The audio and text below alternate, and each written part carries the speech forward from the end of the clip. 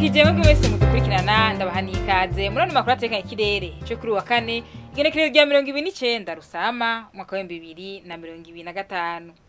Mu gitondo hitezwe ikirere kiri mu izuba n'ibicu bike bike mu ntara zose zigize igihugu cacu.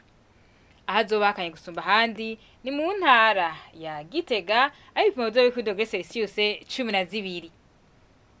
Ku muhingamo naho haritezwe imvura hacemwe n'ibihe vy'izuba mu ntara ya Mwaro mu z'intara zose sigaye hakaba hitezwe ikirere kiri mu izuba n'ibicu bike bike. Ahazobashushe gusumba handi ni mu ntara ya Cibitoke aho ibipimo vy'ibikwidoge Celsius 30.